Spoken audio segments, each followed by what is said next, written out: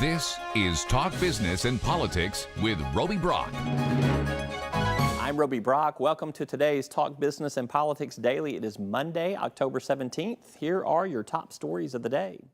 Tepid customer demand and the lower freight rates that often accompany such demand pushed third quarter earnings for J.B. Hunt below the same period in 2015 and below analyst estimates. For the quarter ended September 30th, the Lowell-based transportation company posted net income of $109 million. That was below the $115 million in the third quarter of 2015. Revenue was up, however, during the quarter by more than $100 million over last year. A new national study shows the number of Hispanic-owned businesses has grown 27.5% since 2012, double the growth rate of all businesses in the U.S. In Arkansas, there are 10,617 Hispanic-owned establishments among the more than 255,000 businesses overall. That's according to a study released by Miami-based Geoscape. You can read more at talkbusiness.net.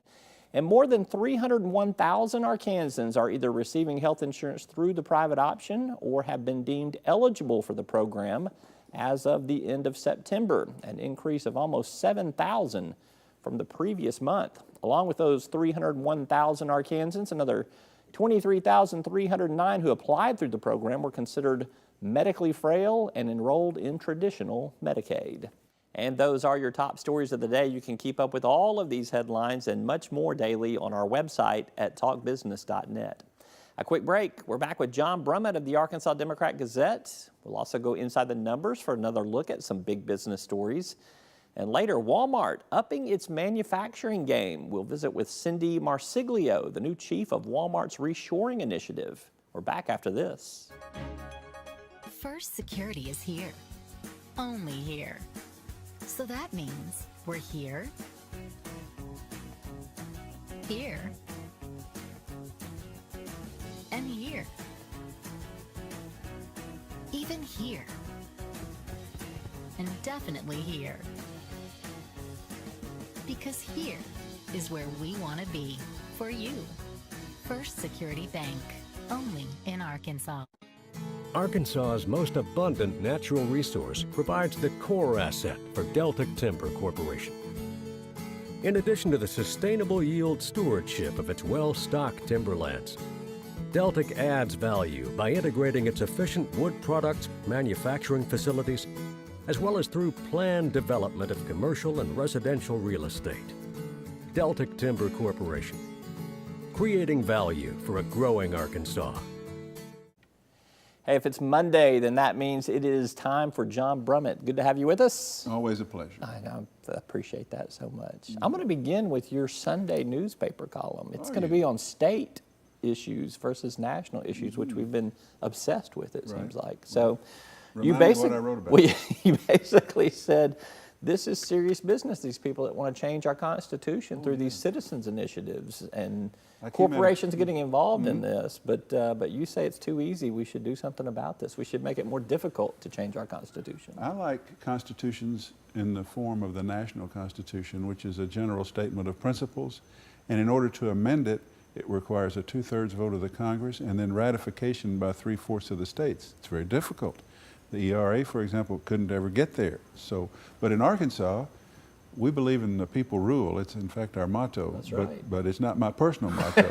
I want the people to rule, but I would add the word indirectly in the form of a republic in which they don't directly make laws, but they do so through processes and representatives. As it is in Arkansas right now, two guys, for example, in Missouri, could, with a little money and an idea, could hire a canvasser, hire a political consultant, get some political ads, get on the ballot a proposal for something like an amendment to our Constitution saying that they and their LLCs, their companies, would have monopolies to operate casinos in Boone, Washington, and Miller counties. I find that absurd. I think, and I've actually worked up wording of an amendment that would say no specific corporation, named corporation or commercial enterprise could write itself into the Constitution for a special privilege or advantage. Well, now let me interrupt, because the casinos that you're speaking of, that is a process, and they were following the process, and your change to not let corporations in there would be a process in and of itself, and you like processes. That's pretty lame. No, I'm saying, I'm saying that the constitutional law should be broad in concept, and the Constitution should be written by people like founding fathers. They shouldn't be written as special interest proposals by people with the money to try to write themselves into the Constitution. Parimutuel wagering on horse racing is a simple amendment that says that's legal in Hot Springs, Garland County, Arkansas. But it doesn't say, Charles Sella has a monopoly on it, and Southland doesn't even have a constitutional amendment. Also, the nursing home, so that one was stricken from the ballot, and I'm glad. Yeah. But I was saying, and as was the medical liability, the limit on medical liability damages for nursing homes primarily, but also for in all medical malpractice cases. It didn't name any specific entity, so I would accept that as an amendment. But it's still somebody with money trying to get themselves on the ballot in a relatively easy process to give themselves a special, permanent constitutional status exception from the law as applied to others. And I think it's bad. I think we at the very least ought to require a majority vote of the public to get our constitutional amendment. We ought to have a supermajority vote of the legislature to refer such an amendment. We ought to, do we like the United States Constitution? I think we do. Let's do our state constitution the same way. Forgive me for preaching, but it's something I feel a little strongly about. You do feel strong. So strongly you wrote a column about it and called it serious business. Well, I didn't. A headline writer did. Well, actually, in the last paragraph, I think I did. Well, it is serious business. You would agree with me that a constitution is serious business. Yeah, and changing the Constitution is a serious business. But I think there is a pretty strong argument that if the legislature doesn't refer some things that people want, then the people ought to have a process for being able to do that. Yeah, well, you and I disagree. Okay. All right, let's go to... Although I support the medical marijuana, which was a public initiative, as I admit. And a constitutional amendment. Right. We may get it both ways on that one. Right, right. And I still forget if they both pass, what prevails? Well, we think, it hasn't been tested, but we think that the one with the most votes would pass. Okay. That's how it works if there's two similar But the proposals. the initiated act on medical marijuana still has a signatures issue. It does. Pending before the Supreme Expect Court. to hear something by Thursday Right. on that, we think. Okay. All right, let's shift to national politics, because every week I think we could just say it's been a crazy week in the presidential campaign. But this past week has been a little bit troubling to me personally, because you have had a major party presidential nominee, Donald Trump, say that the election system is rigged. And while some of his spin doctors have tried to say, he says it could be rigged, he's very clearly said it is a rigged election now. Right. How dangerous is this? It's quite dangerous. Even though I believe, it depends on which rally at which he's speaking at the time as to what he's saying. What I have heard more often than not is this is a rigged election because the liberal media, that's us, Everyone. everybody in the media, the liberal media is conspiring with Hillary's campaign to protect her on all the WikiLeaks stuff by contriving these, as he puts it, these false stories, to this narrative about him and sexually predatory behavior, even though it started with his own words on tape. As many of Donald Trump's controversies Right. begin with. So sometimes I think he's not saying, some people say he's attacking our electoral systems, and that's horribly dangerous. And sometimes he may be doing that. More often than not, I see him calling it rigged when he's talking about how the media has teamed up with the Democrats to try to stop him. But he also has gone so far as to cite voter fraud or allegations of voter fraud, and he has specifically said that the election process itself is rigged against him. That's very, Richard Nixon, he could have, in 1960, he could have made a big stink about Cook County in Chicago, which may have changed the outcome. I don't know what the facts were then. I was only 7 and I wasn't up on all that stuff at the time. But even Richard Nixon, Al Gore and George Bush in Al 2000. Gore, Al Gore at some finally. point you say, even if you think you haven't been done right, as Nixon thought and as Gore thought, the republic depends on a gracious exit and an acceptance of the outcome.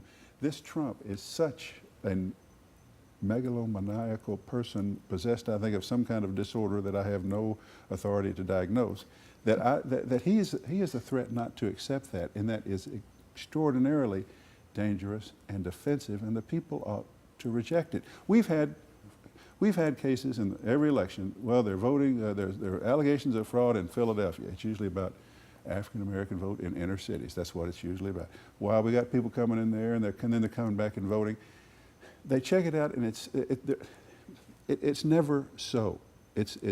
And a voter ID fraud, that's seldom an actual occurrence. There was I'm going on too long about this. In the last election, the Republicans said, look here, in Philadelphia, in this precinct, Obama 459 votes, Romney 0. Now wait a minute, they say. That's evidence of voter fraud. Not necessarily. I mean, a heavily black precinct with Obama, you look at the national voting by African American voters for Obama, that's believable to me. And in fact, the Philadelphia Inquirer went door to door and asking people in that precinct, did you vote and for whom did you vote? And of all those who would say that they voted, said they voted for Obama. There's no good, there is a reason to suspect that in certain places irregularities will occur. There's no basis in... There's probably some precincts in Arkansas that Obama didn't get any votes as well. So. Right, which is no evidence of fraud. Actually, I don't think there are any where he got 0. Maybe there would be a small one. But you know, John McCain, when a man late in his campaign, when a woman spoke up at a rally and said, this Obama is a Muslim, he's anti-American, McCain called her down, and he said, we can't have that kind of dialogue. That's the time-honored, treasured tradition of our system, and the way that power, the transition of power, that's peaceful and orderly. Trump sounds like a man who is a threat to that, I think. Last question for you. You mentioned it at the very beginning of these comments about Hillary Clinton and the WikiLeaks controversy. There is more that continues to come out. How damaging could this be? I will have to say that up until this point, while there's been some troublesome emails that have been released, I haven't seen anything that's humongous smoking gun, although today it seems like there was a State Department email that suggests some sort of quid pro quo that's finally come out, but it doesn't involve Hillary. It involves a State Department official and somebody with the FBI. But are they going to get something that pegs it squarely on her as doing something eventually? Well, I can't possibly say. You're a soothsayer, aren't you? If they've got it, it's about time to leak that one, I would think. Maybe it's not the optimum timing. But you are right. So far, they have, the leaks have shown us a Hillary Clinton in the State Department whose staff worked entirely too closely with the Clinton Foundation, even on something as noble as trying to help Haiti, trying to help Clinton Foundation donors get business. There wasn't an ethical separation, wall of separation that there should have been, which is par for the course with the Clintons. I mean, we know that. And then you have within the campaign, Podesta, and we're getting to see the internal discussion of a campaign and how cynical and manipulative that can be. But it's not particularly disarming or disqualifying. Because you've seen it before. Well, we can't be surprised that people are trying to manipulate their messages or in that way. So, but Trump's, there are a lot of people in this country who believe that all of this stuff about Trump has been trumped up to deflect, to overpower these WikiLeaks. And whether there's some timing in the release of some of that information about the women in the tape, I don't know. But right now the choice is between a presidential candidate whose husband and she have clear ethical lapses, and then a Republican nominee who's kind of a sexual predator. That's the choice right now. And the sexual predator candidate is getting more attention, as you might suspect, than the ethical problems that strike some as politics as usual. John Brummett sums it up for us every Monday. Did I go too long? Did I go too long? Why are you worried about time? Well, I don't know. It just seems the like internet. You could go forever. It seemed like I was doing a Shakespearean soliloquy, but I had a lot to say. I appreciate you as always. All right, bet. John Brummett. You can catch him every other day almost, 3-4 times a week. Arkansas Democrat Gazette, ArkansasOnline.com. Correct. All right, we're back with more right after this.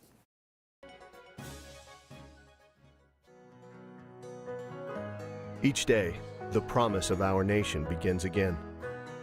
Arkansas and America moving forward. I help make that promise a reality. It's not for everyone, but people everywhere depend on us. Oh, I love you too, sweetie. Trucking delivers, or everything stops. And that's what drives me. I did. As Arkansas's population grows, so do our energy demands. But with the right mix of resources, reliable, affordable power will always be a reality. These resources are all around us in our rivers, blowing through our trees, even right below our feet. The answer isn't focusing on one resource, it's embracing them all.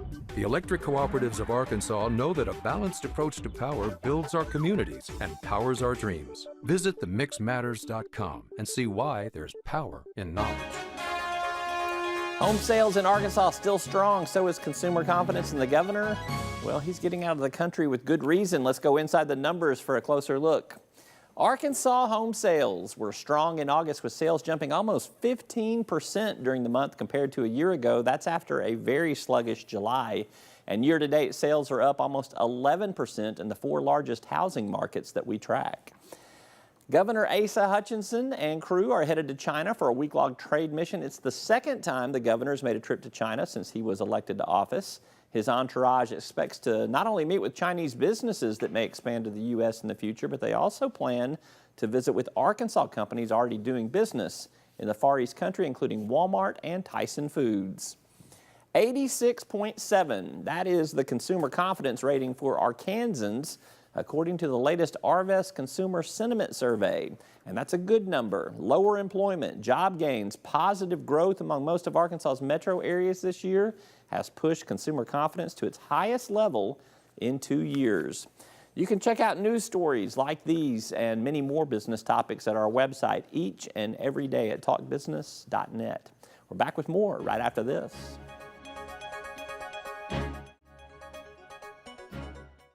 Circuits turn on the lights by making a connection, by closing the loop.